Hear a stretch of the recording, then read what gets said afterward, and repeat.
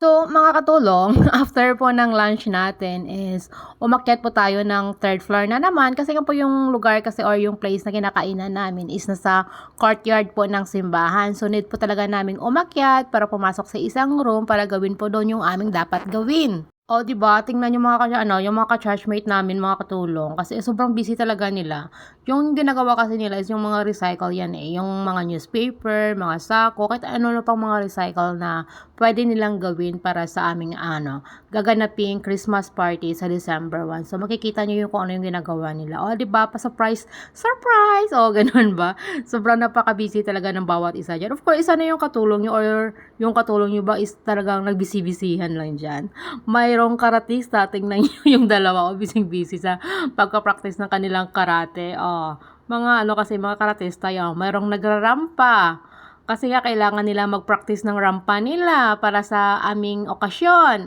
Kahit na medyo maaga pa, much better talaga na agahan yung pag-prepare or pag-prepare ng lahat ng mga kailangan para of course, 'di ba, magiging handa na tayo pagkadating ng ating okasyon. Tapos, yung dalawang to, as in, pinagtitripan na naman nila yung mga sapatos or mga tsinelas namin dyan kasi hinubad kasi namin yung mga sinusuot naming mga shoes or tsinelas para mas madali kami makapag-practice ng aming mga sayaw. Tapos yan, yung dalawa, parang tinitinda nila yung mga sapatos namin dyan o kung sino daw yung gusto mag-mine.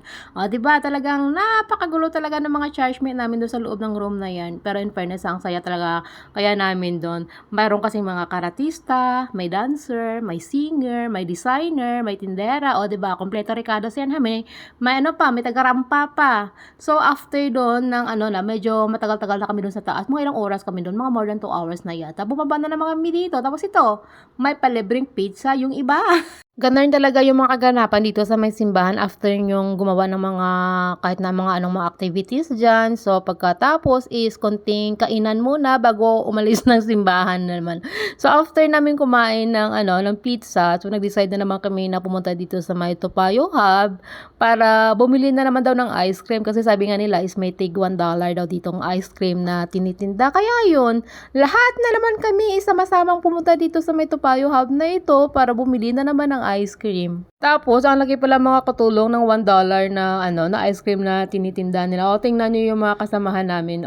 Parang lang, parang mga gutom. Pero sa totoo lang is mga busog pa yan.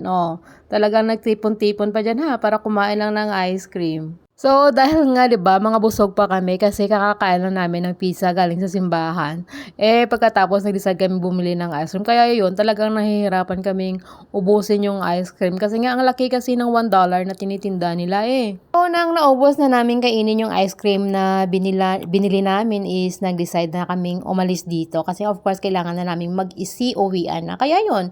So, pumunta na kami ng MRT para makasakay ng train kung saan-saan kami pupunta nga after that. So, of course, nag-iisa na naman dyan yung katulong nyo after ng kumain ng ice cream na kasama yung mga ka-chargemate niya. So, bumalik yung katulong nyo dito sa may orchard kasi nga kailangan niya kasing pumunta ng Lucky Plaza. Kasi kailangan kasi pumunta dito ng katulong nyo sa may travel agency na ito sa may Lucky Plaza, magtanong kung magkano yung kailangan niyang bayaran kapag nag-decide yung umuwi ng Pilipinas after Christmas. Kasi nga yung amo ko kasi hindi kasi mahilig na magpa-book online. Talagang dumadaan talaga yan sa mga travel agency.